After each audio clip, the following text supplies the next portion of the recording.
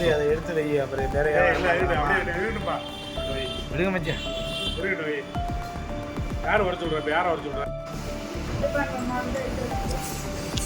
எடுத்து போட்டு விடுங்க.